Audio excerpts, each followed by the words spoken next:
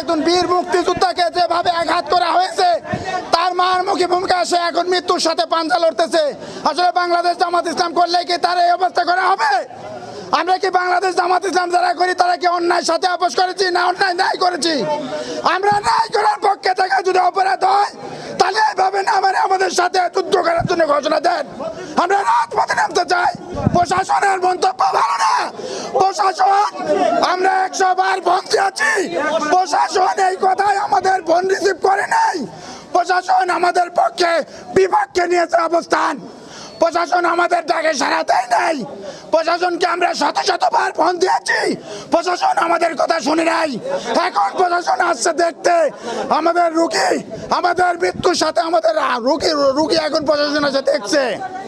প্রশাসন আমাদের পক্ষে ভূমিকা নেয় নাই। সম্মানিত সাংবাদিক ভাই ও বোনেরা, আমরা ভরাক্রান্ত হৃদয়ে জানাচ্ছি আমাদের পাবনা সদর উপজেলার হেমায়তপুর ইউনিয়নের 9 নম্বর ওয়ার্ড 9 নম্বর ওয়ার্ডের আমাদের ওই ভোট কেন্দ্রের পরিচালক বিশিষ্ট মুক্তিযোদ্ধা, বীর মুক্তিযোদ্ধা শিবরামপুরের আমাদের রমজান ভাই, সে আমার ওই ওয়ার্ডের সভাপতি এবং সে নির্বাচনী এজেন্ট। ধানের শীষের লোকজন তাকে নামাজরত অবস্থায় মসজিদ থেকে টেনে হেসে বের করে নিয়ে ঈশান নামাজের সময় তাকে চরম মারধর করে হাত পাও বাইরে ঘুরিয়ে দিয়েছে।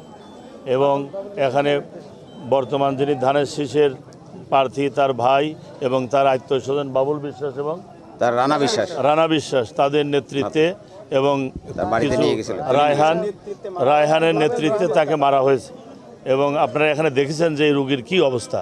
সামনে নির্বাচন, এই নির্বাচনে আমরা সুষ্ঠু নিরপেক্ষ নির্বাচন চাচ্ছি। আইন শৃঙ্খলা বাহিনী, যৌথ বাহিনী এখানে এসেছেন। আমরা তাদেরকে আহ্বান জানাবো আজকে রাতের মধ্যেই যারা সন্ত্রাসী তাদের বিরুদ্ধে আইনানুগ ব্যবস্থা নেবে এবং বিশেষ করে রায়হান বাহিনী সহ এই ঘটনার সঙ্গে যারা জড়িত তাদেরকে মাদক সম্রাট রায়হান তাকে গ্রেপ্তার করবে। তা না হলে আগামীকালকে আমরা এর বিরুদ্ধে ব্যাপক আন্দোলন গড়ে তুলব। আজকে প্রশাসন আমাদের বললেন যে আপনি শান্ত হন, আপনার কর্মীকে শান্ত করেন, আমি রাত্রির মধ্যেই ব্যবস্থা নিচ্ছি। তার কথার উপর আস্থা রেখে আমরা এই কয়েক ঘন্টা অপেক্ষা করব। আজকে রাতের মধ্যে কোনো ব্যবস্থা না হলে আমরা এ ব্যাপারে অবশ্যই কর্মসূচি গ্রহণ করব।